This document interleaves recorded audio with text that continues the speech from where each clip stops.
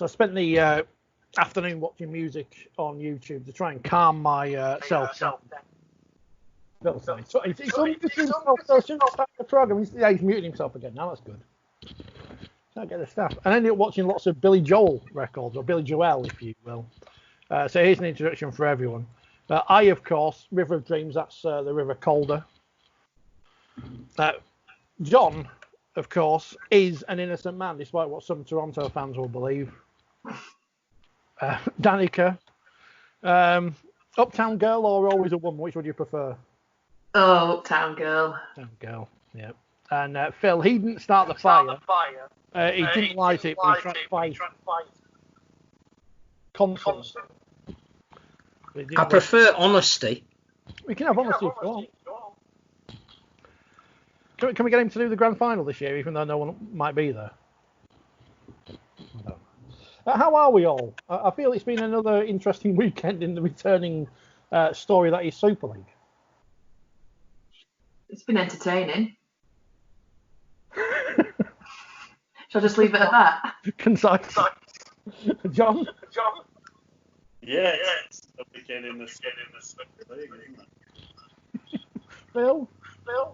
It's been lots to admire, but we haven't been able to talk about it enough again. Well, I tell you what.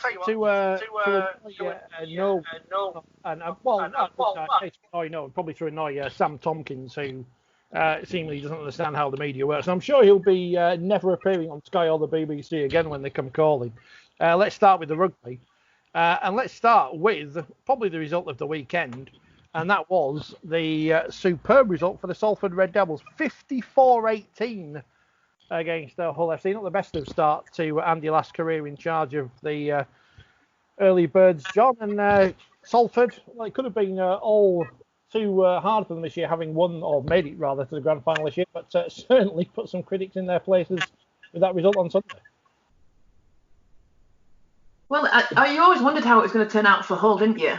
With their pack, and they're built for, well, they're not built for the new rules, are they? So I think everyone thought that was going to turn up a few new tricks for them, but yeah, all credit to Salford, and they looked great as well, didn't they? They did look great. Are you concerned yourself about these new rules? Obviously, as a forward, no scrum when you get to play at some point in the future. If we can, yeah, like scrums are. I think scrums it's a rest, isn't it? And two, I don't think I'm going to do too well with the 6 again rule. I'm just going to put it out there right now. You're going to be breaking through the line like Regan Grace. I mean, have you just put me and Regan Grace in the same sentence? Yes. Well, I'm just going to stop it there. I'm going to take that. That's fine. You mean speed and prowess? Something like that. Grace. That's what I was saying. Well, Grace. Yeah, there's the word. Yeah, Grace. I mean, that's also a new word, but I'll take that too. Speaking out of this hole, John, Salford, they were really good.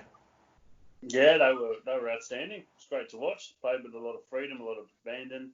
Execution was excellent. And yeah, the new rules definitely seem to suit the way they play, the way they move the ball. And Tuilagi here had probably one of the best games of his career, I would say. Certainly the best game he's ever played at Headingley. Yeah. Wow. Say that. Yeah. I'm probably more worried about just Leeds and the Broncos as well. I hope he's okay. Phil, Tuilagi about his points at Leeds. Obviously well last year. Continue to do so now. I think put that down to Ian Watson. I think he's found a role for him that suits him. I think the way that he played on Sunday was reminiscent, I think, of the way that he's played for Tonga. So he clearly can play at the highest international level. I think you've got to have players around you that complement your style and can take the pressure off you. And just love what Joey Lussick does. He never gets the credit. I mean, even though he was absolutely brilliant last year and a deserved Man of Steel, Jackson Hastings wouldn't have been as good as he was without Joey Lussick inside him. His service out of dummy half is magnificent, as good as anybody's in the league. And Chris Atkin looked very lively as well. So, Lolla here's great strength. it's not speed, is it? It's ability to read a game, to put the right kick in, to support when he needs to. If he's got a guy around him that's going to do the stuff that he can't do, then it's a great mix. I just love the way Salford play, and I think, you know, we're only in week one for virtually every team, and as we saw with Catalans, that St Helens apart, who've begun at a level that is so far above everybody else, you can't read too much in it until teams have played at least 2 games. 1, to see how they've come back from lockdown, and 2, to see how they cope with the new rules. So the Catalan of last week was not the Catalan of this week. It may well be that Hull, having learnt from the way they played this week, will be better next week. What I would say is Salford are going to have to go to replicate what they did, and their game against Catalan is shaping up to be a beauty next Saturday. But no, I thought Salford were magnificent. I thought the way they played, the expansiveness, the lightness of foot as well. They didn't necessarily go for power. Luke Yates is another classic example. He's quite a squat prop forward, but he's got a great engine, and he's not an Alex Walmsley type of prop. He's not going to go over the top of you, but he's going to work harder than you are for all the time that he's on the field. And that allied to some really good finishing from, you know, like Sir Rhys Williams. He's look at his stats. He is a top-class finisher. Give him half a chance and he will score. There's a great balance about that Salford team. And Hull looked incredibly one-dimensional, which I think was the worry that we spoke about last week, that they've recruited a certain way, that they began quite well but quickly ran out of steam, and they still haven't solved, with 5 months off, the issue of should Jake Connor start and control the game or come off the bench, because again it did not work. We still don't know what Jake Connor is, John, do we? Because obviously Hull don't know what he is, Andy Lass doesn't know what he is, and he's obviously a very talented player, but no one knows where to play him. Yeah, I think talent's one thing, but if he doesn't realise that talent or maximise it, if he doesn't realise his potential, then it's a bit of a waste, and you haven't really seen him do that throughout his whole career consistently. So it's quite a shame, and I think for Hull, if they are going to do anything this season or in the future, they need him to really step up and be a performer every week. You know, he's not doing that, and as Phil said, I mean, I think it was a pretty disappointing performance from nearly every in every manner for Hull, and you have to worry about them the rest of the season now. As a supporter of a team who tends to hang around at the same part of the table as Salford, I think say with confidence that they are a rag bag of players that perhaps have been rejected from elsewhere, Danika. And what do you make of the job Ian Watson does in terms of his ability to meld everyone together and get much more of the sum of their parts, than the parts themselves? Well, you know, I think that's a weird and wonderful thing, isn't it? This break that's going to be the test of the teams, I think, this break, and for anybody as well. And it's how well you've kept a track of your players, you've kept a track of your team, what have you been instilling in them whilst they've been out. And I think that's kind of, you know, Ian Watson's we've seen last year, you know, he can bring that team together, and what's he been doing over the off period. But I think, I don't know, am I being, from a player's point of view as well, the whole situation of this weekend, you know, we're essentially having lots of mini magic weekends now until the foreseeable, which is changing the time, you know, an earlier kickoff changes all your prep, the heat, you know. I'm still kind of going to go with the fact that the Catalans, you know, they train in that regularly, don't they, anyway? But in general, you know, what have you been doing on the off-season, how things have been going in the off-season, how are you adapting and getting your players ready for different kickoff times that might affect the prep? And, you know, for a lot of players, prep starts good 24 hours beforehand anyway. And then, you know, the travel and everything like that. So it's just, you need somebody. I think he's quite a cool, calm and composed guy generally, isn't he? So maybe, I don't know, maybe that was the edge. Maybe it was in, you know, not working for Hull because of their recruitment, because of the game now and how it runs. And, you know, Salford, like you say, their forwards aren't huge and bouldering, but once they can move that ball well enough. So if all the forwards need to do is set a nice little platform for the backs to play off the back out of. So I think that will work in their favour. But like you say, next week's going to be a really interesting contest to see who comes out of it. I don't want to extrapolate anything out of 1 week, Phil, as we did last week, and extrapolate the whole of the future of the game with the new rules. We said at the start of the season, the rules have changed now. They obviously don't suit the squad. They haven't had a full-time appointment as coach, but whoever is in charge can't change. The players are there. I think the issue for Hull is that apart from Scott Taylor, virtually everybody was fit. They actually made a selection decision about who they wanted their halfbacks to be, who they wanted to go with in their starting pack, what sort of balance they wanted it to be. So they are stuck with that recruitment for this year.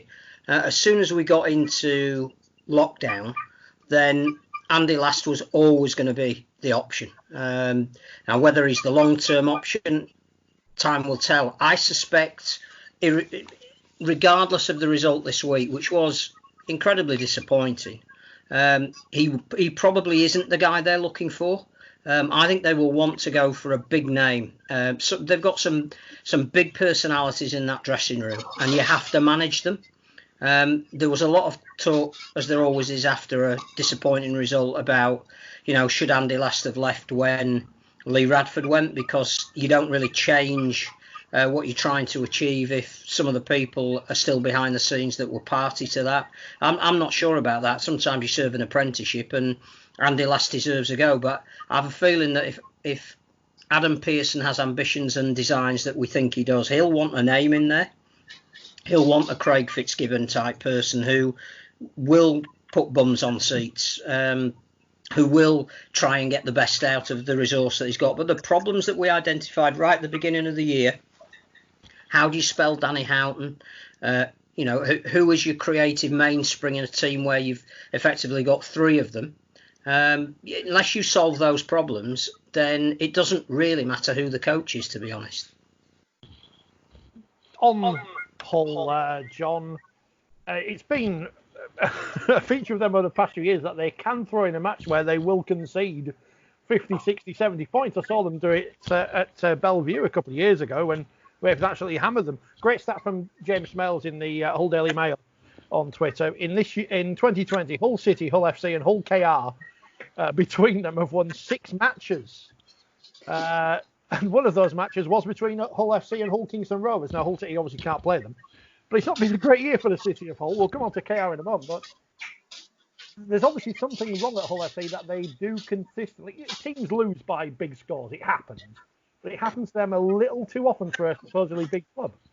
Yeah, I think anytime you concede 54 points, obviously it's first back from a long break, but you concede that many points. And some of those tries were exceptionally soft. You have to ask real questions about the group, and by Warrington last year, there's been a lot of big scores. So there's something that needs to be fixed in that squad.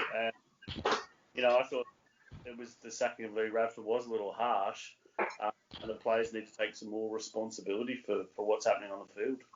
I wonder if Stuart Pike got a message from Super League telling him off for saying Lee Radford, or saying that Andy Last might get sacked on the telly after the game, as everyone got told off for saying Lee Radford was sacked on the telly, which of course he wasn't, for all the people who will now complain that I've repeated that lie again. Fake news, that's what we are here on 4020 Live. I think the other thing to bear in mind is that from the limited amount we've seen so far of these new rules, the word that is absolutely hated by our good friend Rod Studd is momentum. But there are some teams who are managing a weight of possession much better than others. And that if things do start going away from you, it's really, really difficult to stop it. So once Salford got on a roll, wanted the ball in their hands, were fast out of dummy half, and Hull were caught probably being too ponderous around that area, you get your 6 again, you get penalty awarded against you, you don't get any respite, you don't make a mistake with the ball in your hand, you score points. And 4 of the 5 games again this week were, wide margin scores, some more than others, clearly. But in all of those games, there was a period where the team that got heavily beaten had some ball, but very little of it compared to their opposition. And I'm sure that is something, as squads get weaker through injuries, as they play more often, we need to get used to this year, the likelihood of how that whole game finished more than how the Wigan Wakefield game finished. Another one of those matches was on Saturday. First game of the weekend, you've had Castleford Tigers versus Catalans Dragons. All the headlines made this time on the field by Israel Folau, who was the man of the match and a superb performance from the former Australian centre in that 14-40 victory for Catalans. Interesting, amusing that people saying, oh, if only he'd have been in Rugby League longer. Yeah, but he's only in Rugby League because he didn't behave on Instagram. That's why he's in Rugby League. Well, get that. The same as Joel Monaghan and all these people. He actually left Rugby League to go to AFL for about $1 billion. So that's another good reason. I'd do that for $1 billion. I don't know anything about AFL, but I'll turn up. Just a lot of people, just a lot of Australians. It involves a lot of running and jumping, Rich. So yeah, so I'd be no good at that. You might struggle. Well, it's a long time since I played basketball, in fairness. I've seen that clip, Richard. I've seen that clip. Well, that's why I talk about sport and don't do it. I know some of my limitations, not all of them. But back to the Catalans and Castleford. Well, Castleford go 14-0 up, John, and I thought, oh well, here we go, another big win for the Tigers. With predictions in, it's all good, and capitulated, fell apart. Yeah, they did. I think, as Bill said, momentum is massive under these new rules. And, when Matautia spear tackled someone in the ground and got sin-binned, and then they just continue to make error after error, give away penalties, they lost grip of it completely. And I don't think anyone saw, 40-odd points, come from Catalans continuously. And Cass just fell apart. So, it goes to show how much individual decisions, individual errors can impact the game. And obviously Catalans after the week before really needed a good performance, and that sort of final 55, 60 minutes, whatever it was pretty special. Too much ban for Matautia for that one, Danika. Do you think he was lucky to stay on the field or come back on the field right after 10 minutes? Well, I always found it a really funny thing because I don't know, maybe I'm what's the right word to say? The decision was made, and that is it ever intentional? It's never intentional, as the best way you want to put it, and it's just unfortunate. So, it's very difficult to say, and I'd hate to think that anything's intentional. So, he's paid his dues, and he's going to have to continue to now, and that they lost out for that time being and stuff. So, I don't like to say whether it should have been more or less or whatever, but it cost them, didn't it? They suffered from it, and now they're gonna again, because he's gonna have this time off in such a short league that they've got now in such a difficult time. So it is what it is, and he's gonna have to pay the consequences regardless now. That's a bit of a fluffy answer, but that's genuinely how I feel. Well, I mean, I've been throwing red cards all over the place if I was on the field. So it's important to hear from a player. What did you make of it? In real time, I thought probably referee got it about right. The more you slow something like that down, the worse it looks. I just thought Catalan really benefited from playing the week before, and their performance the week before was almost identical to Castleford's this week. And they changed their hooker as well, and nothing at all against Michael McAlorum, who's been absolutely one of the best that we've seen in that position in the modern era. But there was more dynamism around Ben Garcia. And I just think the way they played was on the basis of the fact that we've learnt a little bit from last week. We now know how to manage a game better. I think that's the difficult thing, that you can do all the training that you like, but until you have contact. And what was the stat that came out of week one? The ball was in play 13 minutes more than normal. I mean, that's massive. You cannot prepare for that, particularly when you've been on lockdown and training yourself, no matter how hard you've been doing it, for 5 months. How St Helens have turned themselves around is an absolute astonishment that we'll talk about, because they've done what no other set of players have been able to do, and they actually seem to have come back from a layoff far more athletic than they went into it. Now, I think part of that, and obviously we'll get onto it when we talk about them, is the fact that they still had the World Club Challenge in their system when when we stopped the season. So rest has benefited them. But looking at the way the Dragons played this week, the whole way they approached the game was different. And I go back to exactly what Danika said. The protocols are fantastic, but they're incredibly different. You run out to do your warm-up, normally there'd be a huge wave of noise behind you. There's nothing at the moment. You go into the ground, you expect the dressing room to be laid out a certain way or the entrance to be in a certain way. It's completely different. You get told what you need to do at half time, and whereas in the past you might have been able to go into certain areas, now it's relatively restricted. All your game day routine is completely upset at the moment, but when you've done that once, there's a chance that you're going to be better merely by having done it once. And I just got the impression that Darryl Powell wasn't as bothered as he would have been if you'd have given him that result in a normal season. It was, we know we can be better than this, because I think his players again got caught up as a couple of other sides did. Even Chris Chester, who but for a wayward conversion his team would have won, was saying his players were getting too caught up in the new rules. What they needed to do was go back to the basics that they know so well and master that, and then worry about the new rules. And I think that it's the same for Cass, but not for Catalan this week. Mentioned him, John, and he was the star performer. Israel Folau. Don't he? He's all the cliches saying let's his rugby do the talking and whatever, but he did this week, and there's no denying he's a very good rugby league player. Yeah, he's been a very good rugby player of either code for 12 years, 13 years. Michael Shenton just had an absolute bath against him. Every time he looked up, Folau was beating him with pace or with a little step or speed, strength.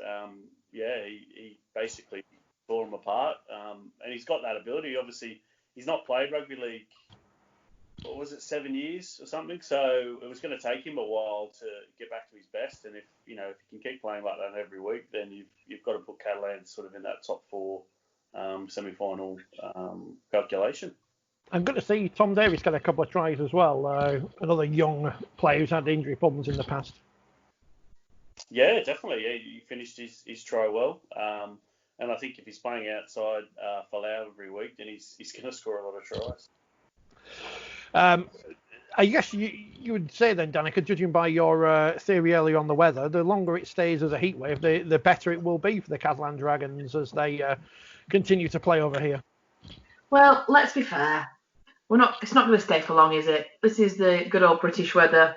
We'll have 4 or 5 days and then it'll be freezing cold next week. So we'll have to see how they go next week. But no, I do think it's a massive thing. It's like when when we go out, when I've been out for a test match, you train for the first couple of days and you absolutely die a death because it's so much hotter.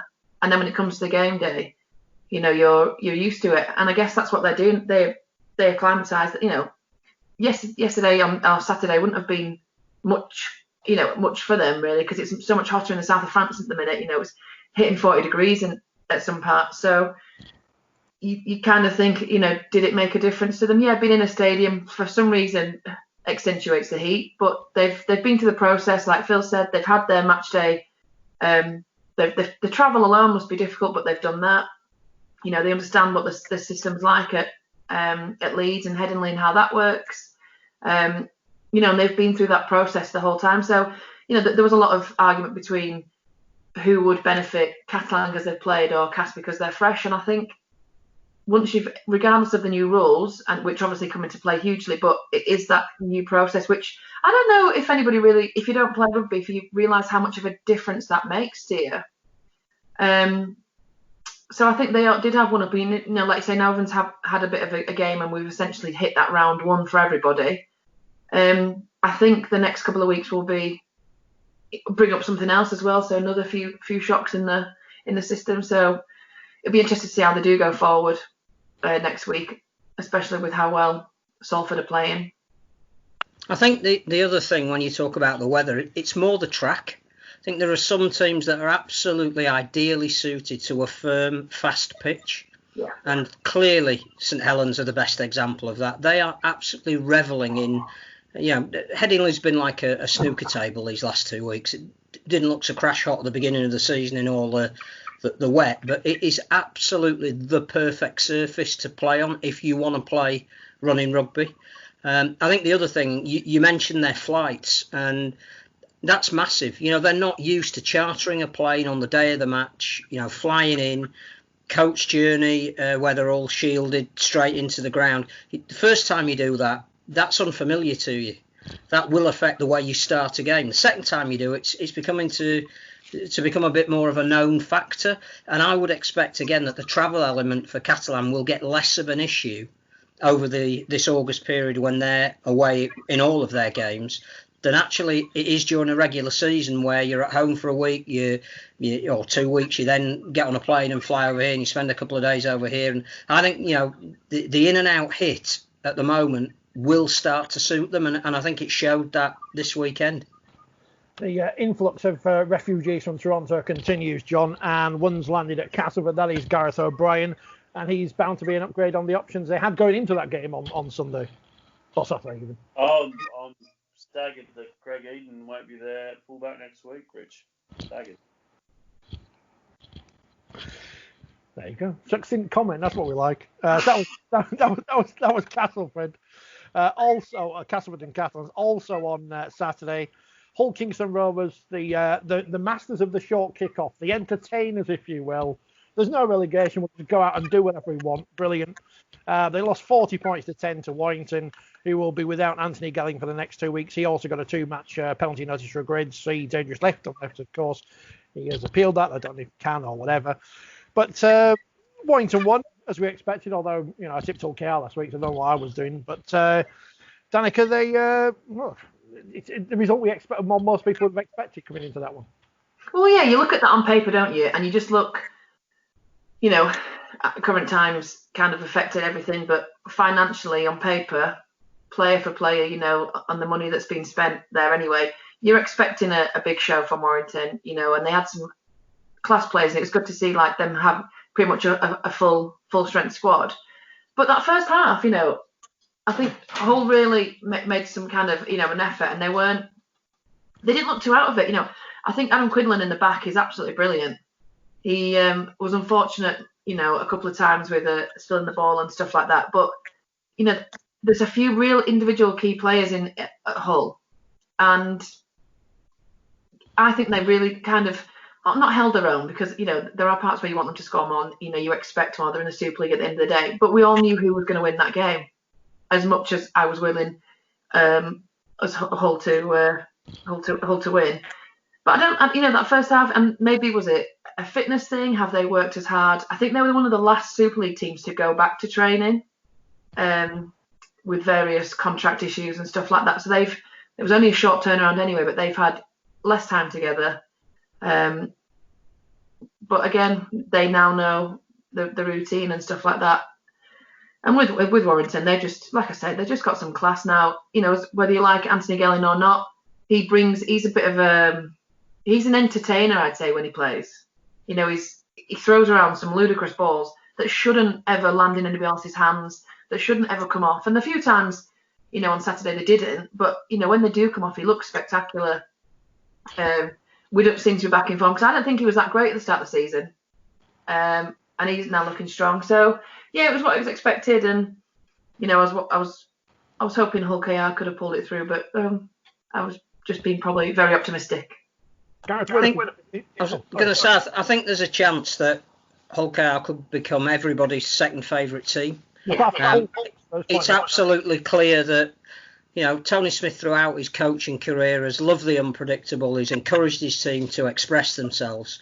The trouble is, if you live by the sword, you die by the sword as well. And to be successful with that method, you cannot make mistakes, certainly not as many mistakes as Hull KR ultimately made, and particularly under these new rules where fatigue becomes much more of a factor.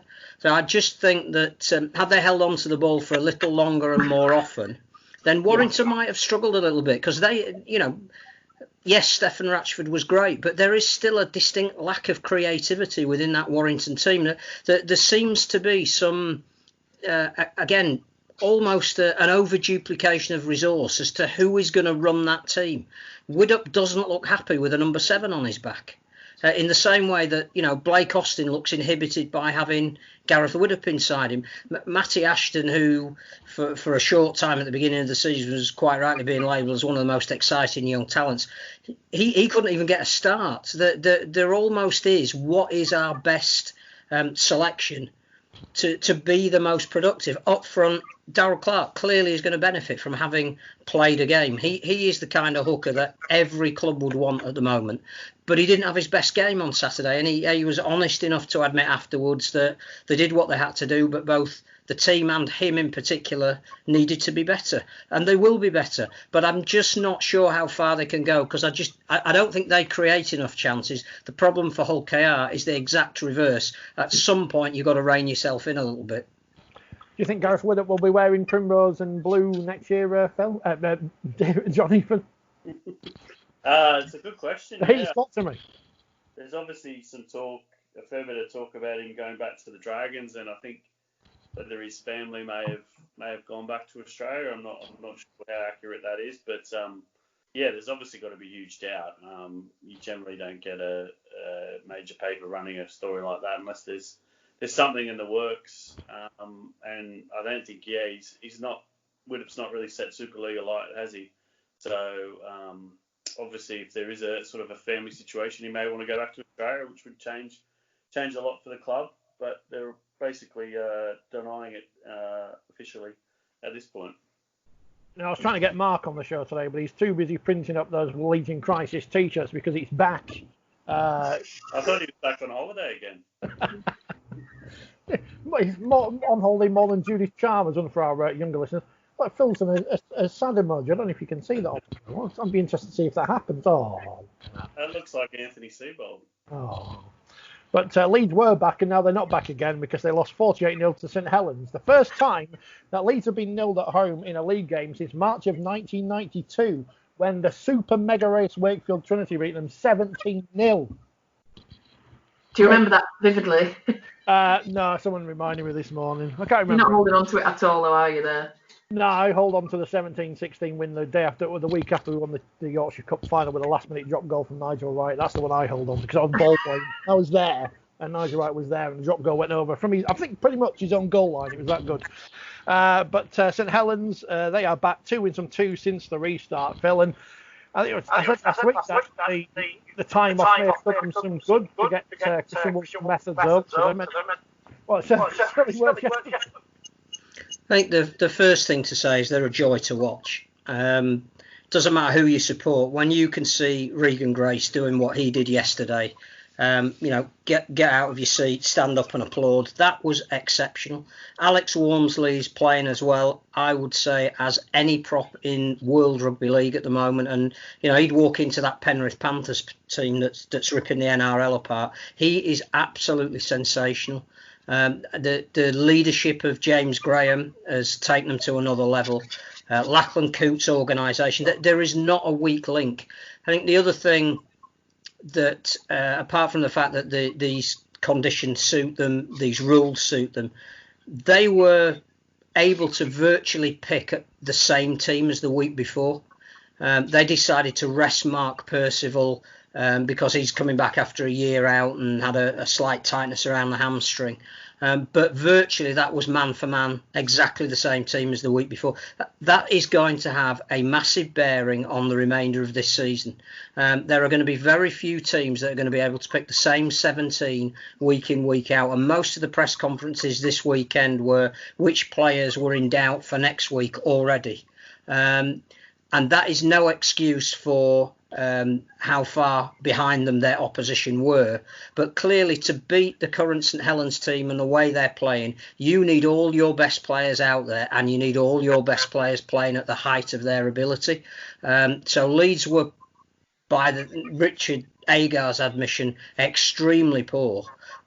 But if there is a mitigating circumstance, then it's they had about 6 of their first choice players out, and when Saints are in that mood, they would have done that to absolutely anybody. And And they were fantastic. They were brilliant. And I'd rather focus on how good the speed at their transition from attack to defence and back again was as good as we've seen in this competition, probably since them last year. Actually, no, for a long time. It was even better than they were last year, and Leeds could not live with it. And whilst I'm not making any excuses for Leeds, no team would have lived with that yesterday. Big gas. I said Regan Grace earlier, Danika. I meant obviously Alex Walmsley. Yeah. So excited was I've ripped my headphones out. Alex Walmsley and James Graham with a try apiece, but Alex Walmsley's run until he got a bit tired. That was quite impressive. It shows you the endeavour of this St Helens side. Well, that's it. Like both Walmsley and James Graham are units of men anyway, aren't they? But the speed and would I go as far to say agility? I'm not sure, but they are specimens of props. You know, they're the type of prop that you want on your team, and they draw in the defence. They create absolute havoc. You know, they can get a quick play of the ball. They can move. They can boulder over everybody. They are, you know, if you were to pick, you know, a starting England team, they'd be in your starting, you know, up there with your starting props anyway. So the fact that Saints have got them together and playing together regularly and playing well, you know, even when it comes to this, the new rules and stuff, and I think James Graham mentioned last week that his transition, because he never played the 6-again rule in the NRL, it kind of created the speed that maybe the Super League doesn't have to the NRL, but it created, you know, that speed that he's already used to anyway. Walmsley is just, you know, I think when he came back from his injury, he was kind of, it took him a while to get into his stride, and now that he's back, he's confident. You know, any injury knocks a player back, and you have to rebuild everything. But he's on fire, isn't he? And he looks like he can last a lot longer than 20 minutes, which you want a prop to do 15, 20 minutes, full out, put everything on the pitch. But he's doing full out, everything on the pitch for probably a good 25 at least, which is keeping that consistency, keeping the momentum of the flow of the game. And he just turns up and offers. He's there all the time. He's brilliant. I aspire to be like him. I, as we know, I'm sick of redemption stories in the bad sense, John. But in terms of Walmsley, he come back from a broken neck. This is something we should be saying. How the hell do you come back from that and come back and play as well as he is doing now? As Danika said, he's had to not relearn, but take a bit of time to get back to his best. But he's back there again now. Yeah, that's right. It was a very, very serious injury. I mean, I think he got more damage and he might not be walking again, let alone playing rugby league and playing as well as he is. So it looks like during the lockdown he's been training the house down because he looks in the best, you know, form of his career. Obviously, there's a bit of speculation about him going to the NRL, but I don't think that will happen. I think he's not back a move before. And obviously, if St Helens can keep him, you know, he's a fantastic player, and you know he's just a man mountain. I mean, there's players that you see who can just go through teams one-handed, you know, and he just runs over people through them. And also, he's got great hands for a big man, as you saw. You know, he's got the smarts and the vision to sort of look up and see what support's there and find the other man, you know, in support. So, you know, he's probably loving playing alongside James Graham as well, who, you know, is a St Helens legend and probably someone he's looked up to in his younger years. It's good to see now a good version of good hands. We'll get on the team. I don't know if we can just good hands for one more. I think there are two other things about St Helens. One is the athleticism of their bench. I think the mix of forwards that they can bring on are very, very mobile, and so again that makes them relentless. But the other guy who perhaps didn't get as much credit as he should have done because the bloke on the other wing was doing all the stuff that you want to report on, Tommy Makinson is in just outstanding form at the moment. He's taking so much pressure off the forwards. He's making approximately 200 metres a game with not only the speed with which he runs out of defence, but the brilliant angles that he picks, the spaces that he runs into. He's dragging defences back, you know, 10, 15, 20 metres every time he gets the ball and runs at them. And in the days when Leeds had Tom Briscoe and Ryan Hall at their absolute peak. That used to terrorise defensives because it gave the Jamie Peacocks and the Kylie Lulais, they didn't need to get involved until tackle number 3 because the momentum had already been established, so they could save their energy. Well, making that, Johnson is the best finisher in the league. Makinson is the best all-round winger in the league at the moment. You put those two together for England, and that is a combination that we should be very excited about. Phil, you've watched more rugby than the rest of us. That's because I'm older, that's all. That's what I mean. Yes, I remember when Leeds were nilled at home in 1992, twice in 3 weeks, once by Wigan and once by Wakefield. And yes, Gary Schofield was in that squad. How good a hat-trick was Regan's Grace yesterday? Regan Grace, yes. Thrilling, absolutely thrilling. And I think it might have been Phil Kinsella, maybe, who was commentating for Radio Merseyside, who said that's the nearest he's seen to Martin Afire when he started to make a name for himself. And I think it is, to get one 100-metre try comes along every 5 games. He did it twice in 10 minutes. It was just like phenomenal. And what I liked was it wasn't straight speed. That you can't buy. Josh Addo-Carr's got that and showed that when he intercepted for Melbourne this week. What Regan Grace had for his first try was wonderful balance. The ability to pick a course up the middle and put 2 people on their bottom through his ability to change pace at speed and change direction at speed. He was fantastic. That, again, I'm looking on behalf of the Welsh Rugby League who are building up to a World Cup. Let's talk about Regan Grace. Let's talk about him as one of the great finishers in the world. This is a guy you don't want to give half a yard to. Otherwise, no matter who you're playing, he'll demonstrate some of the best finishing skills. I think you said it as well. This week, we've got the 2 guys who should have been making all the headlines up against each other on opposite sides of. And facing each other. If we can't make something marketing-wise out of Regan Grace against Tom Johnstone this weekend, we don't deserve to have a major sport. And both of them are decent lads, so don't appear to have done anything bad. And I just think we pick the wrong targets sometimes. I just think we pick the wrong targets. But we'll talk more about the world's greatest ever try in a few moments. Is there anything more we can say about St Helens? Have we pretty much said it all there? I think, in fairness, Danika, and Phil mentioned it, and John's mentioned it, Leeds were without some key players. If you take Rob Louis out of the team, who has got a good partnership with Luke Gale at the moment, you are going to change things, and Richie Mile as well has been key. I don't want to make excuses for Leeds, but the Saints are obviously the better team, but Leeds will get better when they have those players back in the coming weeks. Yeah, of course. I mean, I'm not a half-back, nor do I ever profess to be, though sometimes I can pretend. That combination, it's taken Leeds a long time to find a combination that does work. And, Luke Gale is very much an organiser. Rob is very much a doer.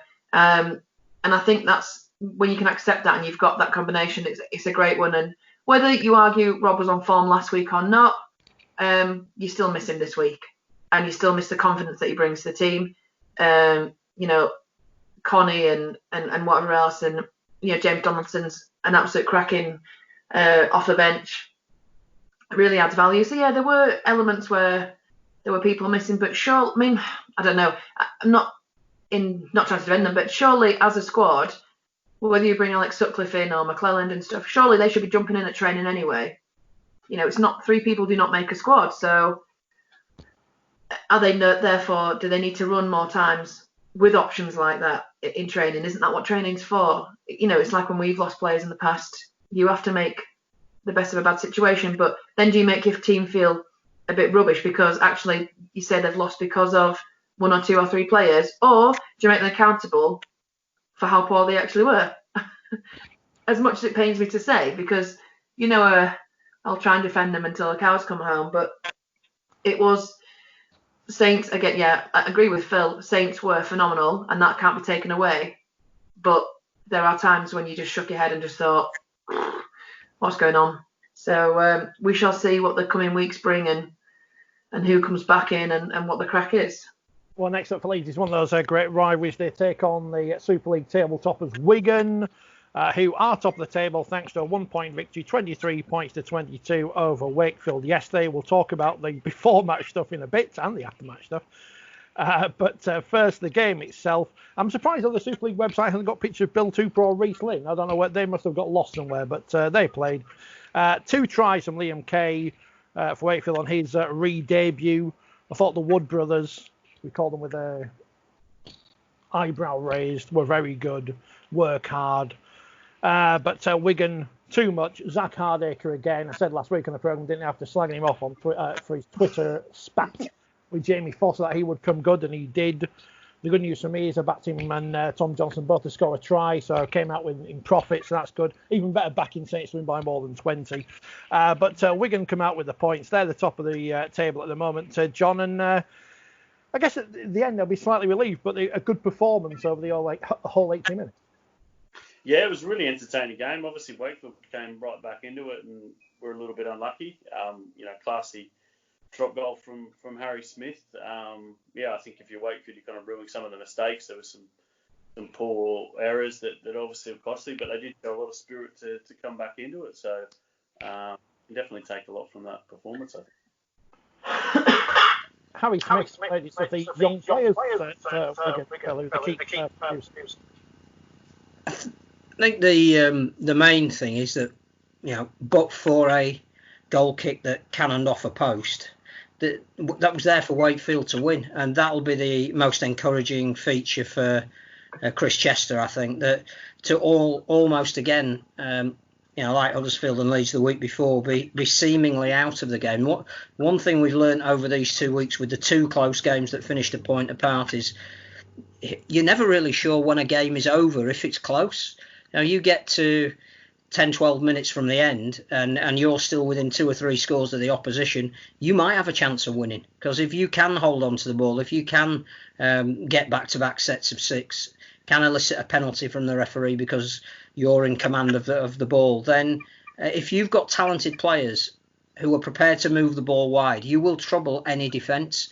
Wigan were okay. They were solid. I think that clearly they missed Tommy Luluai going off. They missed not having Sean Laughlin there because those are the key guys that you tend to organise your team around. I still don't think they've solved their half-back issues. I'm not sure Sam Powell is an auxiliary half-back. Harry Smith clearly is, but at the very beginning of his career. I liked Ethan Havard at the beginning. I think he's a young kid that, again, I really hope that he isn't, but could be the next one on the radar of the NRL. And we probably should mention at this time that, Dom Young signing for Newcastle Knights is a blow for the English Super League. I've only seen him a couple of times playing for the Yorkshire and England Academy. He is enormous. He is absolutely huge and athletic. He made one first team appearance, I think, for Huddersfield last year, and he is a talent. And we've lost Harry Rushton, who hadn't even played a first team game for Wigan.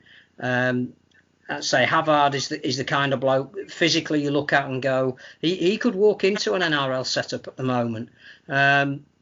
Wigan are going to persevere with the youngsters. I think George Burgess has got a 1-match ban today, so he isn't going to be playing next week. That obviously will be factored in. They've still got work to do. They clearly were a bit rusty, as were Wakefield.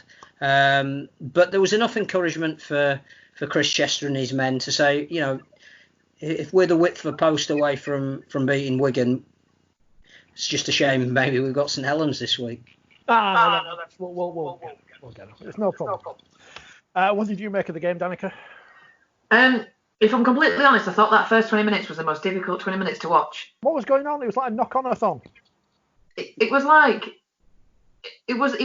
kind of what you'd expect from 2 teams coming back from not playing for a good few months and not being professional. It was frustrating in the sense that there were silly silly errors left, right, and centre, and it took such a long time for them to settle in. All that's what I think anyway. And it was kind of one of them things where, if you know this is happening and it's not just once or twice, it was several times for both teams. Why are we not just going back to really simple basics to clearly either settle themselves, settle into the game, just to get used to running next to each other again? I don't know what it was, but I thought, which therefore made it a bit of a struggle for me to continue watching until then second half picked up a little bit more. But Wakefield look great, and they've recruited well, and having Gigo there as well, I think is just. I think is this the right analogy? That it's a bit of a big fish in a small pond in the sense that his experience, at least he'll be able to kind of come into Wakefield and lay his own mark down with what he's done beforehand, and have the backing of the club and of Chris to play at his own flow. You've got likes of Fafita, who we've all had a good lockdown, but he still looked like he was powering through. And then they've recruited well. So Richard, I was backing Wakefield. I was backing them. I was hoping for good stuff after they'd spilled 55,000 balls, as well as Wigan did as well. But yeah, it was settled in. Once it settled in, it was a good game to watch. It was an exciting game to watch once you got over the initial riffraff. Yeah, the riffraff. A word on Danny Kerman, 300 appearances I think it is now, which is a ridiculous number for a player who's had so many injuries over the year, but as close to a modern day legend at Wakefield as you can get. I think Carl Wood hit the same number as well. Good to see Max Jowett getting a run in the team. Usually a fullback, but playing a halfback alongside Jacob Miller. Gigo, I guess, John, is pretty much a replacement in every sense, in terms of his ability and in terms of his attitude, for Danny Brough. Yeah, is he a trialist, Rich, or is he signed permanently? He signed an actual contract. He's getting paid actual money, as opposed to Toronto's players, yeah. No, he's a good pickup for Wakefield, obviously, with Brough's injury, and he can cover a few positions. Definitely good enough to be in Super League. But I think the highlight of that game for me was Tom Johnstone. Just continues things that are, unbelievable and just downright freakish. It was certainly a weekend for wingers with Grace and Johnston. Just so nice to see them do their thing. Is he the best, Phil, do you think, at what he does? Yeah, I think his record proves it. When you saw that in normal speed, you thought there is absolutely no way that you can get in that kind of contorted position and hold on to the ball and with a bad elbow and get the ball down. And when the joy of it being slowed down so you can appreciate it for all that it's worth. If we can't sell this sport to a wider audience on the back of the kind of exploits that we saw from Tom Johnson, from the speed of Bevan French, from the joy of watching a Regan Grace, we're a handling and running sport, and they epitomise it. But the taking the corner flag out of the equation has arguably been the best new modern rule change that we brought into the sport. And I'd have to say over the last 2 or 3 years, no one does it better than Tom Johnson in Super League. They've got 1 or 2 that are pretty good in the NRL as well. But Johnson's up there, and he'll be fantastic for Germany in International Rugby League. You might have got a bit of this, right? Get him in there. Fly the German flag. Dawn picks his team on form. Wayne Bennett obviously didn't always do that. He tended to play his favourites. So I think if Tom Johnston's in that form going ahead next year, he's definitely got to be in the World Cup squad, because he can do things that the likes of Ryan Hall and Jermaine McGilvery can't. So after 50 minutes of talking about rugby, let's talk about non-rugby things. I'm going to replace myself with the test card here, but I just want to go back to last week's programme and last week on Twitter. And after Israel Folau didn't take the knee, I mentioned that communication was important. And I said that if Catalans had said beforehand what was going to happen, it wouldn't have changed anything, because everyone would still have made a big song and dance about it. I said to Phil this morning, if I was at Wakefield, which obviously people know I do some work at the club, but I'm not at the moment, I'm on furlough, I would have advised that they put out a statement knowing what was going to happen, and they did put out that statement. I'll put it on screen for you now, and then the key points are: everyone at Wakefield Trinity fully supports all measures and messages devoted to improving equality, diversity and inclusion, and we will confront racism not only in rugby league but in society. The club will not tolerate any racism within its ranks, and the board, players and staff are totally united on that. Obviously, the Wakefield players all stood together, linking arms. Reece Lynn, one of those players, was on Twitter this morning and said, just to clear things up from yesterday, I'm reading some crazy comments and people seemingly jumping on board, thinking we weren't showing support to Black Lives Matter. As a group, we decided to show unity against racism in our own way. Every person has a choice which should be respected. He goes on to say, if you're zooming in on our BAME players' faces saying we're not happy, then you're wrong. We wanted to show unity and solidarity as a team against racism, which as a club we are. Before I let you speak about this, I do wonder perhaps in the way that football and cricket don't have as many players or any players from the likes of Tonga and Samoa who are deeply religious and have deeply held views on who you should kneel before and whatever. I do wonder if we should have realised this before, and we've had plenty of time to think about this, but we didn't. Everything is, in hindsight, is 2020, isn't it? But I'll let you speak about this, and I'll sit in the background and mute myself. Oh, it's a tough one for me because obviously I really appreciate the effort that the Super League are doing to kind of show their support and to try and promote the fact that they're, this is a sport without racism and things like that. And we're not going to please everybody, and that's the key thing. And everybody is completely and utterly entitled to do what they want and behave how they want to behave in terms of showing their respect or showing their unity or showing their support. There's a part of me that thinks, communication is absolutely key, but there's also a part of me that thinks, where's the level of these people are now on TV? They are idolised by hundreds and thousands of young people, adults, children, whatever else. And where's the fine line between doing what you personally want to do in support of whatever your belief is versus doing what is right for people that potentially, and it's a bit of a strong word to use, but idolise you and therefore will, do as their team or their player they support the most is doing. And I think that's a really tough one. And the whole thing with the Folau, he can do what he likes, but given his track record, where's the line that he needs to show that he's not remorseful, I don't know if that's the right word, because he believes what he believes, but is there a line where the Super League should say, we need to make a decision in how this runs, because we have fans, and that's what they are, watching you and what you do in response to this whole movement. And that's the only thing I question, and I'm not debating anybody's belief or how they choose to support or whatever it is. I just think, should there be a greater stance in the sense that, you have got people watching and seeing what you do. I don't know. Who am I to tell them what they should and shouldn't do?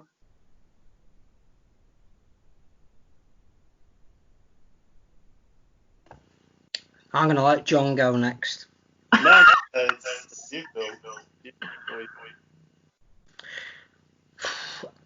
Thought long and hard about this, particularly on the back of last week's programme, which clearly garnered a lot of reaction. And one of the things that we shouldn't be frightened of is debate. But in my opinion, in this instance, there shouldn't be any debate. There's a right way to do things and to make a point, and there's a wrong way to do things. What Wakefield did was the law of unintended but entirely predictable consequence. If sport is taking it upon itself, or the rest of the world is showing as a gesture of significance to kneel, then to do anything other than to kneel is going to bring in a level of criticism and attract people, as we've seen on social media, who don't agree with that. I think with the greatest respect to people who we have a lot of time for, Michael Carter and Danny Kermond and whoever else was involved in making the decision, I think it was a really naive misjudgment. I think if you don't kneel for something, then you stand for nothing. I think the statement that Chris Chester made about we wanted more education about the issue, I don't buy into that. We saw a fantastic video from 3 Huddersfield players, most of whom will have played with or against everybody in that Wakefield squad, who told you exactly why the Black Lives Matter movement was important, and why as a sport we should get behind it, and why if we do represent anything or have certain values, that's what they are. I also saw a documentary last night which has left a major impact. I would implore anybody who has any misunderstanding about the racist issue and why sport is so important and why the reaction that you take is vital, to watch The Australian Dream. It's on the BBC iPlayer for the next month. It's the story of Adam Goods. The sport happens to be AFL. Doesn't matter that it's not Rugby League. The issue happens to be about the indigenous population in Australia. It doesn't matter that it's not the black population in Brixton in London or wherever. That will tell you that if you don't stand up for something, if you allow people in the crowd to take a view that is antithetical to you as a sport and what you stand for, you are doing yourself and your sport an injustice. And to do nothing is to condone the action. And it took him 4 years, but Goods got an apology from the sport for not doing enough when he stood up to racism. And I'm sorry, but what Wakefield did on Sunday, for whatever reason, gave the impression to people that wanted to take that impression that they didn't support what the game stands for.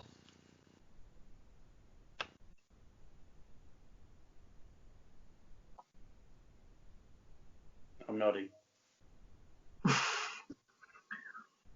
No, I echo what Phil said, and I just say it's a bit sad and probably not surprising that the whole kind of debate, discussion, the whole issue's been very warped and hijacked, as if it's some sort of political campaign when, I don't understand how racism is political.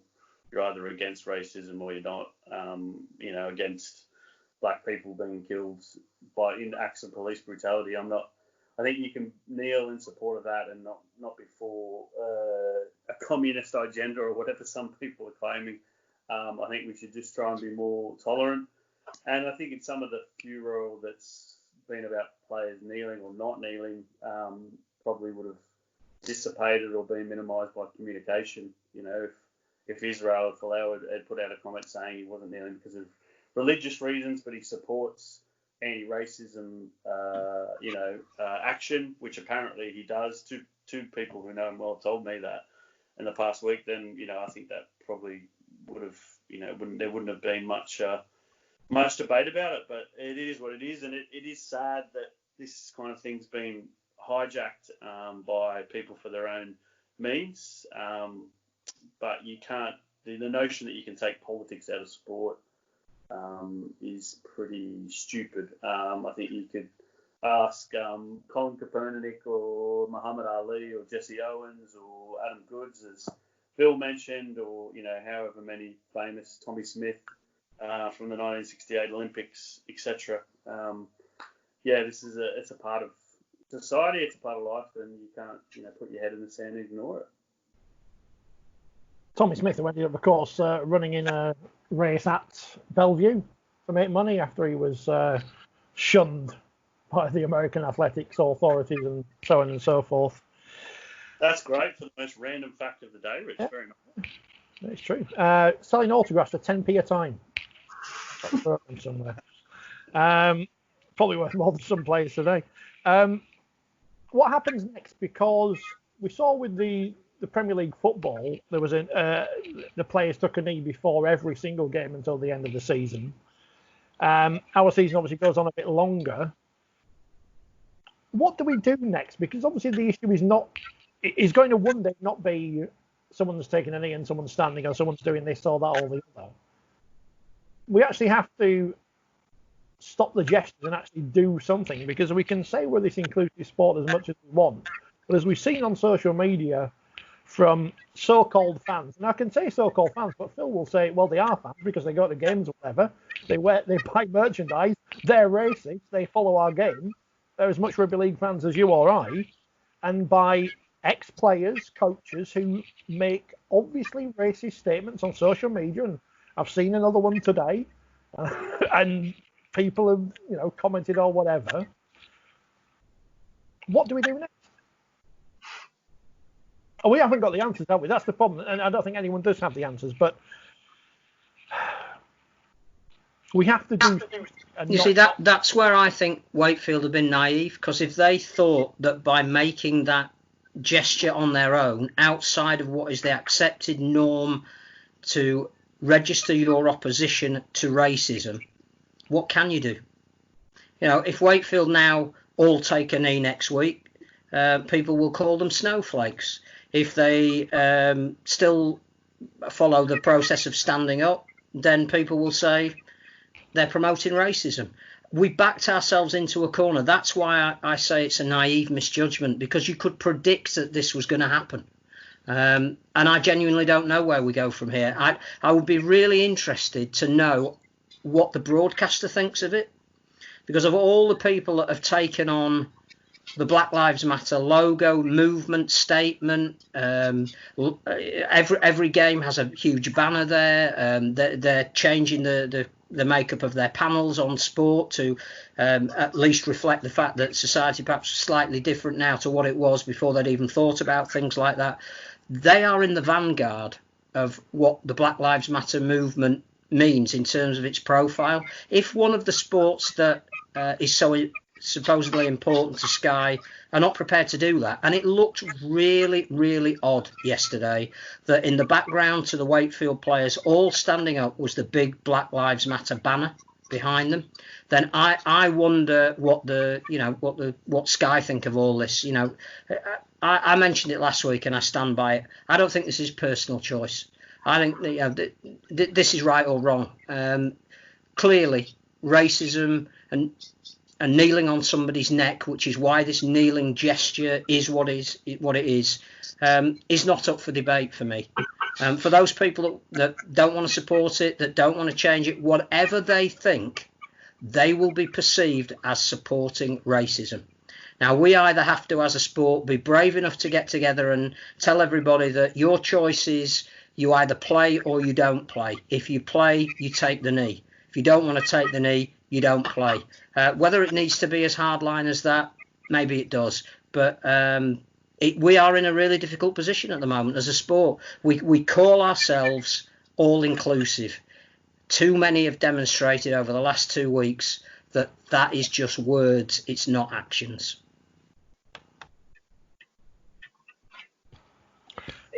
Do you not go into? It's like the whole, the Thursday night clapping for NHS.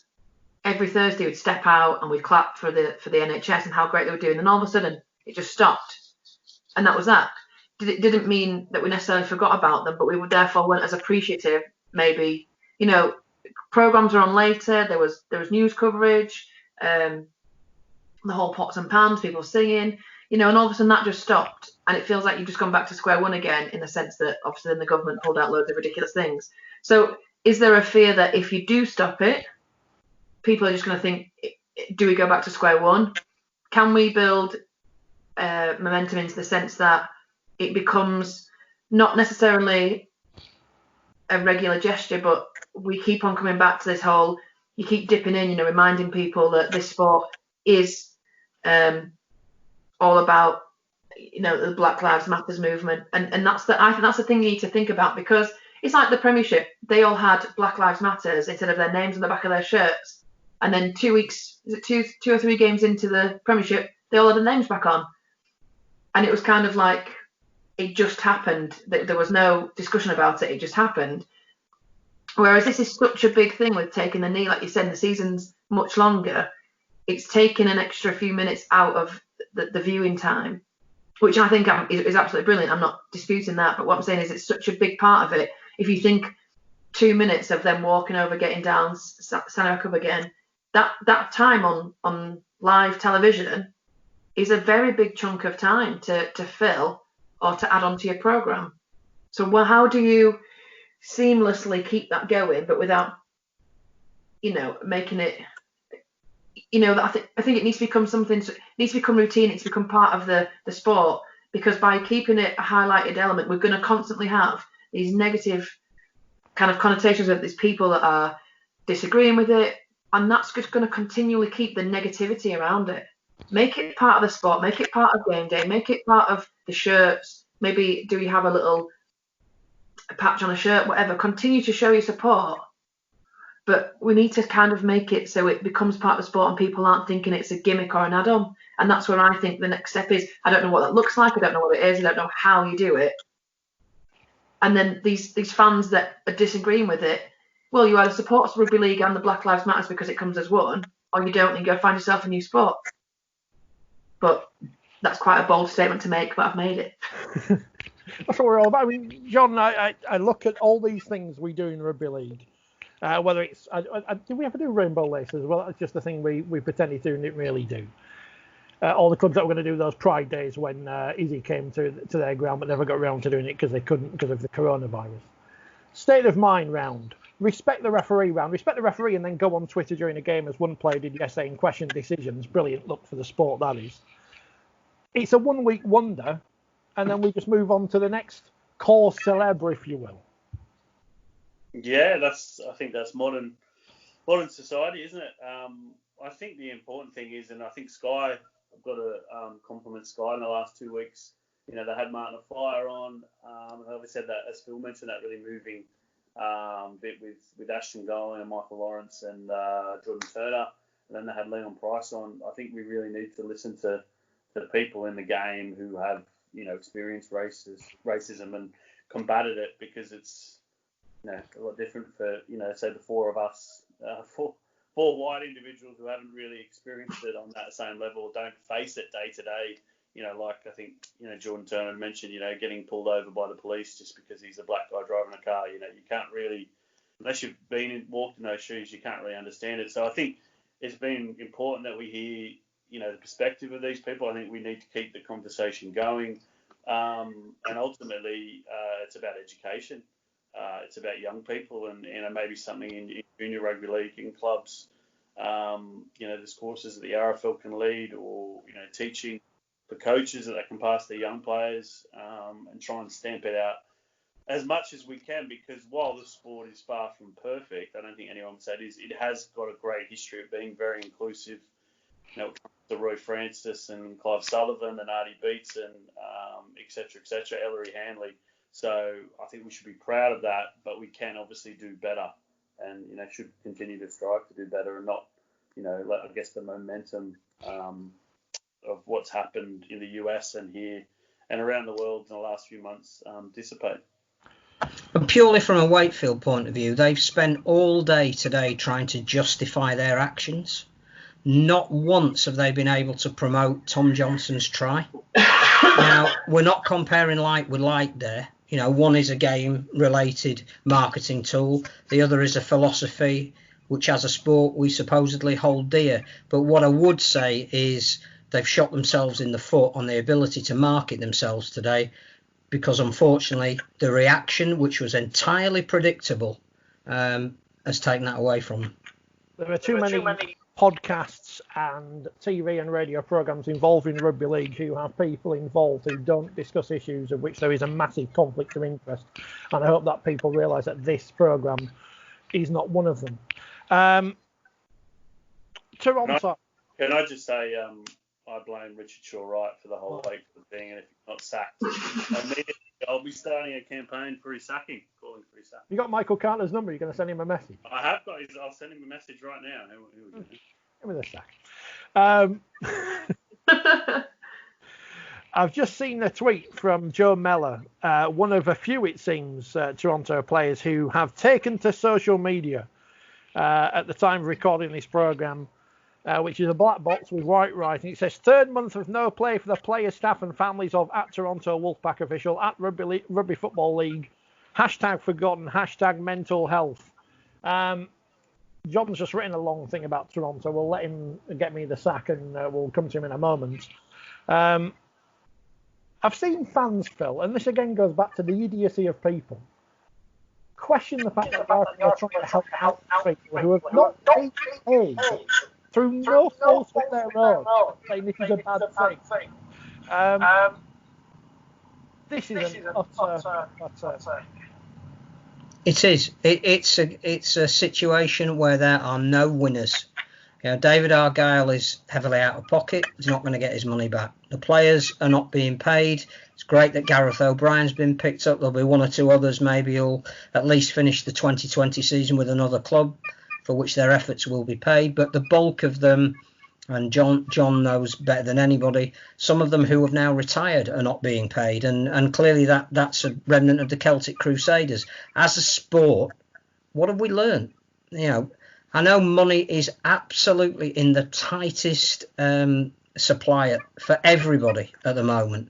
But as a sport, we have to look after the players. There needs to be some kind of a levy or a fund or a reserve whereby if players through no fault of their own are not being paid because of mismanagement of the club, and if I was a player, I would be questioning why you can only be a part member of a competition that you're part of, which means you're denied funding.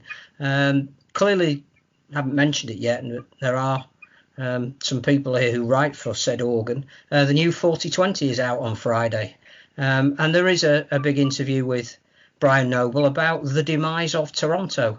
He has been in there now. Whether he ends up being part of the reasons for the problems that they're in at the moment, people will have to decide when they read it. But, it's clear the amount of lobbying that has gone on behind the scenes to try and alert people to what was happening as a humanitarian story. And the fact that even at the end of all this, there was a plea to the Super League clubs for a loan of money to get Toronto through the end of this season, which would have seen those players paid, that was turned down, is completely wrong.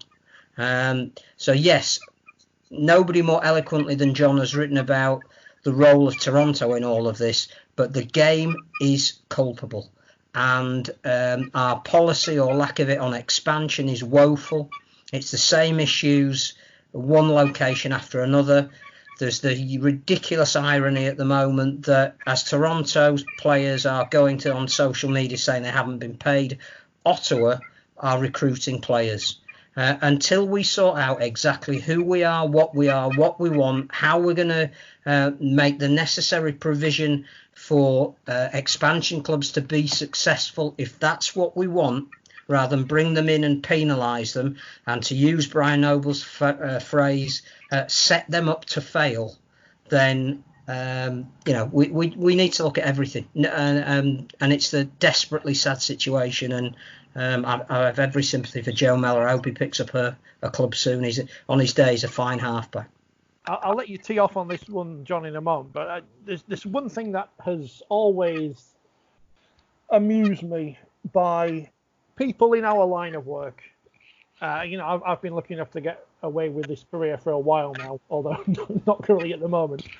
But who go to bat and cheerlead, and I know people don't like it when we use that word, for rich men who own rugby league clubs, because it does tend to be men and not women, because women are smart enough not to do it, who, because they've got lots of money, we need to bow and scrape at them because they may, not every club has a Simon Moran who seemingly bankrolls a club and pays everyone on time and just gets on with it. There are plenty of these. I'm trying to think of. Yeah, cowboys. That's probably not a libelous word, so am I right to use that one? Rich people who don't pay their bills on time, who are seen as messiahs by some because they might save the sport, as we see time and time again, do not. And unfortunately, David Argyle's the latest one in the line of these people. It's like when Michael Knighton flew into Man United to buy them in a helicopter and ended up owning Carlisle. It's just, I don't know where we go. Sorry, was that to me? Yeah, well, you can talk about it. You've written this long article. It's available. Read it, and you've had lots of response today on social media. Lots and lots of response. I feel it's pretty much all spelled out in that piece, and I've written other things, and I don't know how many tweets and how many podcasts, and obviously on this show, I think 2 weeks ago. I echo a lot of what Phil said, but I would kind of argue, Phil said he felt sorry for David Argyle. No one told him to spend 17 million, quid on rugby league. He's apparently a billionaire, so I don't think he's going to miss 17 million. I feel sorry for the players who are struggling to pay their bills and, have to go and get other jobs, or the creditors who've owed money for 3 years. There's players who've been owed money for 3 years. This sort of stuff's been going on for a long time. And the fact is Toronto have treated some of the other clubs very poorly when it comes to paying money. So hence, when they ask for a favour from said clubs, what are you going to do? You're probably not going to help them because you've been shat all over for quite some time. So there's got to be some, I can't think of the word actually, but, if you act poorly, then there's got to be some reactions and circumstance to that. So Phil is right. The history of expansion is littered with these examples like the Crusaders, PSG, etc. And we've not learned from those. And you could say that Toronto was set up to fail, the fact that they didn't have a Sky, equal share of the Sky money. And that's definitely part of it. But, there's so many mistakes made there from the recruitment of players, from the officials who were in charge. And as you said, Rich, one of the saddest things is people who are supposed to be in the media and balanced and impartial are clearly not, because some of the coverage has been, or some of the silence, I guess, on things that have been widely known and been on for a long time before COVID have been convenient, ignored, and continue to be convenient. So it is a very sad case. I hope the staff and the players at the club get paid what they owe, and I do feel sorry for the fans, not the ones who've been trolling me, but the decent ones, which there are quite a few, who are, are passionate supporters of Toronto and, have been to many games and follow rugby league in general. And, I've met some of them, I know, as you have, Rich, and they're good people. So it's, I hope they can find a new existence, but it needs to be done properly and it needs to be done with integrity because, as I said the other day, in rugby league, it just seems that anyone with money comes in, whether it be Andrew Chalmers or Marlon Kukash or whoever, who has a hint of some money, we just drop our pants and let them do what they want with us. And we need to actually have a bit of balls and a bit of integrity. Yeah, at least Sir Alan Stanford's never trying to buy a rugby league team. So that's, one in our favour over the ECB. We didn't have Scully and Ellery Hanley stood next to a case full of millions of pounds in photocopied money or whatever. That involved helicopters as well. I guess Danika is a player, and I know you don't get paid in Women's Super League, but if you promise something and you don't get it delivered, it is going to give you problems. Yeah, I think that's the main thing, isn't it? Regardless of what it is you do, your job, you work hard and you expect payment. There's so many things about Toronto that there was something the other day that I heard that all of the money comes from interest from all the investments anyway, and there's been no interest because there's been everything closed down for COVID. Did Sonny Bill get 70% of his payout before he even played a game, and is he therefore hoarding money that he could have shared with his teammates? I mean, would you have done that? Would you not have done? It's just a really sad, for me as a player, obviously the players getting paid is going to cause so much hassle and trauma and mental health issues, family issues. All of the horrendous stuff aside, what we're actually doing is we're losing like another bulk of fans, and like we've spoken about, the Toronto fans are incredible. There's a few of them that are, in the UK and are really diehard fans, but there's a huge bulk of people out in Toronto that enjoy going to the game. You see the footage of the game day in Toronto, and who doesn't want to be there? Who doesn't want to go, and be part of the atmosphere and the day? And it's an event in itself, isn't it? And we're losing out that whole having our sport being spread around the world. As cliche and as cheesy as you might think that sounds, that's for me is what's really sad. Obviously, after the sense that the players and the staff haven't been paid, but on the grand scheme, will they recover from this? Will we have Toronto back in 2021? It's not looking particularly likely, is it? So that's the sad part of the whole debacle that is. Would the RFL have helped out? Should they not? Whatever. But there you go. It's just sad for the sport. 125 years, Phil, and whether it's a million attempts in London, Coventry first time, Blackpool in the 50s or whatever, Gateshead recently. We've never been able to expansion properly, have we? I think the issue is twofold. One is when your sport is effectively governed by the people who are already in it, it becomes a closed shop by definition. And vested interest then becomes the reason behind whether a team come in and is successful or whether they don't. And where we've seen expansion in other sports, there's been positive discrimination. There's been a decision to open a new market, and for all of those people within the sport to want it to be successful, because the spin-off is that it looks bigger, it feels bigger, it attracts more investment, everybody therefore benefits. We've got the people who might be materially affected by a Toronto being successful saying, I don't know if I want them to take my place. And then you never make the decision on the basis of what is best for the long-term future of the sport. And we have always been the butchers, the bakers, and the candlestick makers, the big fish in the small pool. And whilst we've said we've wanted to be, a smaller fish in a bigger ocean, we never have, and we never will unless that changes. I think that's the first thing. The second thing is that you look at any development, any new market that's been tried to be opened in any era, and the one thing it needs is time. And the one thing we've never given any potential new avenue of interest in our sport is time. It's like you've got your 5 minutes in the window. If you can't do it, move on to something else, somebody else, or retrench back to what we are. And speak to anybody about development in its widest sense. And again, I go back to speaking to Brian Noble about it. He was told on at least 2 occasions by senior officials, where are all the Canadian and American players in your team if you're going to be truly representative of Canada and North America? And he said, it's a perfectly valid question, but why don't you come back and ask me in 20 years' time? Because that's how long it takes. There is no infrastructure there at the moment. And if you seriously thought that the main... Can I just Phil? The thing is that any development, in talk about it. But the argument as well on that is development not also the joint responsibility of the sport? It is, yes. And if it's going to be the joint responsibility of the sport, then how can you deny a team and access to membership of your organisation and funding that goes with it?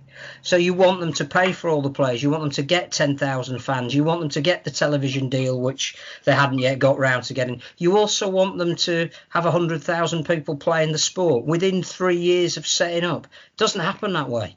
You either have to invest something yourself as a sport, or you have to say to them, you've got that 20 years to do it. We did neither. We've never done either. We've used Melbourne as a classic example of something that is successful. Melbourne went down the top-down model. That's the model that Toronto wanted to follow. Get some kids who've got great potential but have no particular link to the team that they're playing for. Get them. Get the local audience excited, get little kids to then look up to these people and start playing the game, and 10, 15, 20 years down the line, those little kids start to be producing, superstars of their own. Mahe Whanua was the very first Melburnian to play for Melbourne Storm. Now, he came along, was it 12 years after Melbourne had first played a game? It takes that long. I think with Melbourne, they did the greatest, maybe the great player of all time, and two also three later and then Israel Folau and Greg Inglis. So that's to be able to get all that and then to be successful for 15 years and win grand final after grand final. That's it's almost impossible, really. Why does everything go back to Folau? Interesting to note, breaking news, I don't know if it's breaking news or not, League Express have just tweeted that New York has pulled out of talks to buy Toronto. I can't believe it. I can still buy some merch. So negative. I know, so negative. Before we get on to the predictions, Danika, you are our favourite representative of women's rugby league, because we only know about 2. Any ideas when you're going to be playing? No. As you asked me the other day. I messaged you the other day and I was like, are we community game or not? Because we've had this kind of, we're essentially the community game because we're not paid, but the level that we play at makes us elite. So therefore, where do we stand? And there's a lot of discussion about, do we need all the testing, which means none of us will be able to play because the clubs can't afford to, put toilet roll in the toilets at the minute, never mind pay for the women's testing, which is not deemed particularly important part of the game at the current situation. But there's a new thing about the community game come out, and that could we see an 8-week league from October, through to the end of November.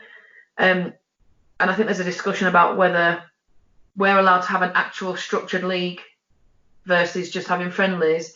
Doesn't matter at this rate. I just want to play a couple of games of rugby. I am so over Zoom sessions and online training.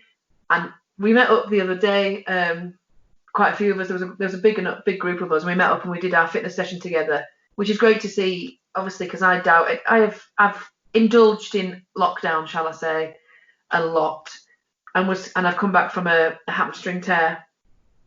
So last Thursday was my first sprint session that I got signed off to do, and it was nice to see that actually I'm not that unfit as I thought I might be. But it was great to see all the girls, and then we played a game of, Courtney brought a cricket stuff down. We played a game of cricket loosely because none of us are particularly brilliant at it apart from Courtney and Francesca. And it was just great to be around the team again. And I think that's reminded me that, it doesn't matter whether we have a structured league or not. It'll just be nice to get a few games under the belt before we close the season and then restart pre-season. But no, there's nothing, is there? I mean, you probably know more than I do. But I just want to play a bit of rugby. Yeah, as you say, that 8-week season seems to be the thing. Congratulations, 2 years of holding the Challenge Cup as well. Oh, yay! One day me and Phil will tell the full story of that day, which was full of hilarity behind the scenes. Phil and Pete Smith and the Yorkshire Evening Post nearly getting thrown out of the Halliwell Jones Stadium before they even got in. Brilliant. Which was good fun. Speaking of, and of course that was my career highlight of being on the BBC, they've done a survey today. Elite British sportswomen have spoken out about horrific abuse on social media. 30% say they've been trolled. Are you one of those, Danika? Trolled as in? Well, I don't know. People saying bad things to you. I mean, people say bad things to me all the time, but I don't think it's my rugby. No, I got a comment in the gym the other day. I was doing some weights in the gym because the gym's open and I'm back in my happy place. And I lifted some weights and this guy was about, I don't know, he was lifting a lot lighter than me, and he just turned around and was like, "Oh, you're a man." And I just went and picked up some heavier weights and I was like, "Okay then, hon," and carried on. It happens. It's some men are a little bit threatened by athletic women, shall we say? But of course, you do now have Claire Balding representing you as the new president of the RFL. So the women's game is actually going to be bigger than the men's by the end of 2 years' time. Yeah, you hope so. And in her statement, it's about developing the women's game, which is fantastic. So come on, Claire, get your finger out and let's start pushing us to get us back and figure out where we're going to start. And I think what is really key going into next year anyway with the World Cup is a point, but just in general, we're riding this wave, the women's rugby. We're in a great place. We were building, with Claire coming on board anyway. We got the whisper, we heard about earlier in the year. This season was set to be bigger. Betfred came on board. The potential for this season was incredible, building up to next season. We need to really find that momentum again. And I know there's so many problems in our sport now, and financially and where we go from here. But that side, the women's game has managed with very little money before, and I'm sure we will do it again. But we just need to make sure that we can build back up and set the platform for the World Cup next year. And apparently this BBC survey did involve some Rugby League people, but it was anonymous, so we don't know who. But at least it was involved. They didn't receive any responses from equestrian, motorsport, shooting, taekwondo and gymnastics. Although I think as we've seen in the news recently, gymnastics has a lot of problems it needs to sort out. Interesting fact here. Most sportsmen earn less than the national gross annual wage, with a third earning nothing. I earn less than the national gross annual wage as well, and probably someone should say I should earn nothing. But there you go. Have I missed anything else before we do the predictions? Because I realise we've gone on for a long time today. And everyone's probably turned off a bit when we talked about politics, because they don't like that. But there you go. Right, it is prediction time. There are 5 games in the Super League. Hull Kingston Rovers get the bye this week, so they can rest and work out some more short kick-off tactics. We moved the Super League circus from Leeds to St Helens. We're off to the totally wicked stadium, and we kick off on Saturday with the week-rested Huddersfield Giants taking on the Warrington Wolves. Let's start with Danika. Oh, it's a tough one. But I'm going to go Warrington by 6. Warrington by 6. Phil? I think the week off is the key here. I think that they will have managed to probably look after some of the natural soft tissue injuries that come with just coming back to play. I think they will have reviewed that last 15 minutes where it all went wrong for them against Leeds, and they will have taken steps to counter that. They will have watched all the other teams and how they come to terms with the new rules. I think that at this stage of the season, to come in refreshed will probably benefit Huddersfield, and I will go Huddersfield by 4, which will upset all the Warrington fans that think I have a natural bias against them. He does, doesn't he? Johnny hates Warrington. We all hate Warrington. Yeah, he's got a picture of Steve Price up in his shot that he punches every day on the way in. I've seen it. No, I agree with Phil. I think Huddersfield will have a point to prove after the Leeds game, and with the extra week off, they should be pretty fresh and determined. So I'm going to go Huddersfield by 6. I mean, as we know, I'm a big fan of our friends on the What Would Billy Boston Say podcast, but they'll appreciate that. But rather than go for Warrington, because we know, as always, I always say this, Simon Wolford watches this programme, and he was on the telly the other week. I don't know if it's made the column or not. He was on the telly playing for Canberra Raiders against the London Broncos in the World Club Mega Championship, which, of course, was a massive success, much like the Silk Cup plate. Huddersfield to win by 8. That's followed 4:15 kickoff. Salford Red Devils, well, they absolutely destroyed Hull FC last week, and they take on the tiger-slaying Catalans Dragons, Danika. Oh, don't do this to me. I'm not good at this. This is why I'm not a betting woman, because I just can't do it. And there's only 3 options. Well, 2 options, really. Well, it all depends on the weather, doesn't it? Because that might change my option. Yeah, but based on Tui's form, I think that Salford will take the edge just because they've not got the travel. The weather's not meant to be that great next weekend, so I'm going to give it to Salford. But I think it's going to be a great contest, and I think it's going to be quite close. I'm going to go Salford by 4. Showers 21 degrees. I think this is the game of the round on the form of the 2 teams in the one before. I'm tempted to go for Salford, but Sam's back, isn't he? And I think he will make a difference. He'll give an extra dimension to the Dragons. I think they'll take a lot of confidence from the manner in which they took Castleford apart in the last 40 minutes. So whilst I am incredibly impressed with the way Salford played, they will take a lot of confidence from that. And bearing in mind, we're making these predictions on a Monday. We have no idea what the squads will be. I'm going to go Catalan by 2. Yeah, I think someone asked yesterday if I was a Salford fan, so obviously I've got to stick with Salford. Yeah, I thought they were tremendous. I think the travel will have an impact. And yeah, I think they'll be on a high after their confidence-boosting performance. So I'm going to go Salford by 2, but yeah, I expect it to be a pretty tight game. Because it worked well last week going for Salford, I shall go for Salford again by 4. Let's hope we do get close games this weekend. The final game on Saturday, it's a repeat of the 1998 Grand Final, but will it be a repeat of the results as Leeds travel to take on Wigan, who make their home at St Helens, which is interesting.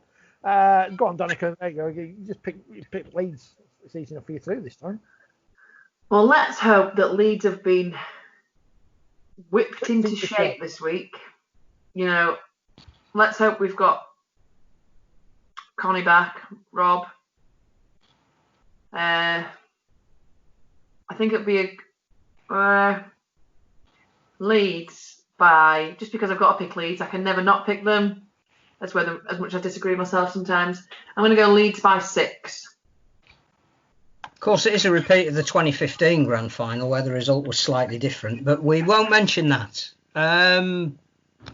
It's going to, again, depend on available resources. There's word that Bevan French might not be fit, and that would take a lot out of Wigan's strike. We don't know who is going to be available of those that were missing. Leeds were abject this week, even adding to the fact that Saints were so good. Wigan, unconvincing. But got the victory in the way that Wigan do. Lockdown changed some things, but not the fact that Wigan can grind out a win when they don't play at their best. What I say about Leeds doesn't matter because clearly I'm not objective. But I will go golden point, extra time, and a draw at the end of it. We've got to counteract these Rhinos lovers here. Yeah, it's a pretty hard one to pick. I don't think Wigan were great in there, for the whole game, and then obviously Leeds were good for 15 minutes and then absolutely shite. Right? So, I'm leaning towards Wigan by 6 points, but really hard one to pick because I don't think Leeds can be as bad this weekend as they were on last weekend. Yeah, 2015, of course, as good as it got. And I guess, Wigan aren't St Helens, are they? That's another good thing in Leeds' favour. You know what? I'm going to go with the Rhinos. I don't know why. We'll see if I send that in the email to Matt anyway in the media tipping competition. But I'll go Leeds by 8. Oddly, Sunday scattered thunderstorms at the Totally Wicked Stadium just before kick-off as the Super League champions St Helens take on Wakefield Trinity. Danika, this will be easy for you. I mean, you've got to be stupid if you're not going to go for Saints out, haven't you? Sorry, but Saints by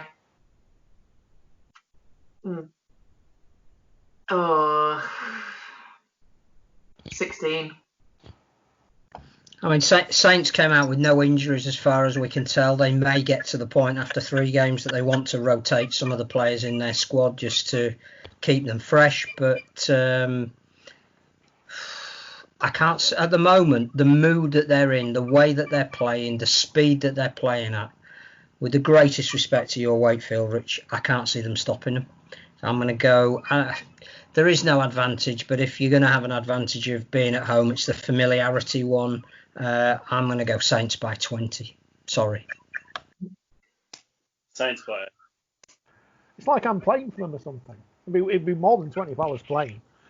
Shall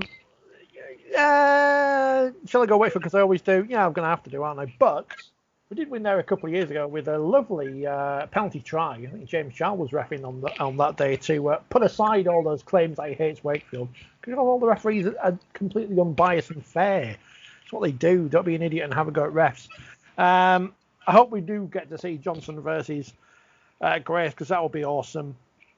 But Saints are the best team in the competition. They proved that last year. But I'm still going to say Wakefield because I do. By 2. And following that, 2 teams who are heavily beaten, but in different circumstances. 6:30 kickoff for Hull FC versus Cass. Who bounces back the best, Danika?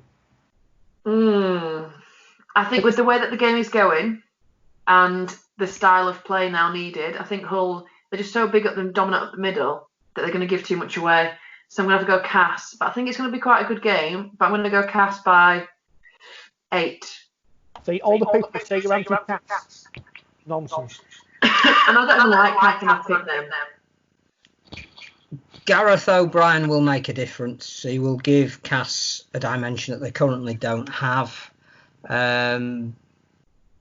I suspect that the issue for Hull is that both Gareth Ellis and Andy Last have come out and said they've got an attitude problem. I think that's pretty dangerous 1 week into a restart competition. I think they're going to try too hard. I think they're going to overcompensate.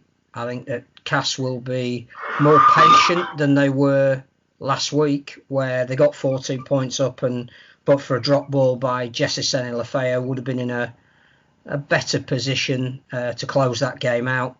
Darryl Powell didn't seem overly bothered that they hadn't won. He was more stressing the fact that he thinks they'll benefit from the experience.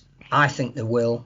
I think Castle win by 14, and we'll see a Matthew Elliott moment from Adam Pearson. Yeah, I think Cass as well. I think they'll be much better this weekend. Gareth O'Brien's a good pickup for them. They probably will come straight into the team, perhaps, and he will make a difference as well. And I think Cass by 6. Now I'm going to go to the Tigers as well. One, they invited me to their post-match press conference this week, which no other club did, which is, fair because I'm not a proper journalist. Pays to know people on the staff, doesn't it?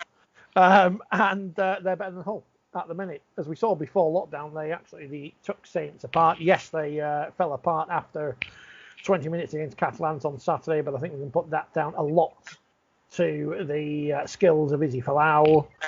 Phil's worked out how to do emojis on this thing, which is quite concerning. So Cass by 8. Well, this is our longest show since lockdown. There's another one now.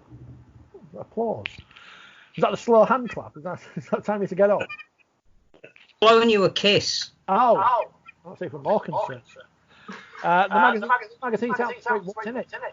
Yeah, be out on Friday. I think one of the things we've tried to do for the last 5 issues is chart coronavirus and the effect that it's had on rugby league and professional sport. So I'm hoping that that's the last one, because we can now start moving on and talking about the game. But you'd want something like that to be a record in the past for people that say, what was it like? How did we get through it? And so again, that's in there, and I hope you enjoy everything else that is, including your pull-out World Cup wall chart. Yay! Danika, what have you read about? What was that, sorry? Let me mute Phil again. Oh, he's muting himself. What have you written about in your column this month? Oh, do you know what? Oh, I'm so proud of myself. I sent it to Phil ages ago. I've been so on the ball this month. We've got all sorts. We've got Claire Balding. We've got a bit of coaching. We've touched on Sharbuth. I forgot to ask you, how's she doing? You've been getting up early to watch her. I can't get up early. Yeah, no. She's doing really well. Like, she's looking strong. It's just a completely different speed out there for her as well.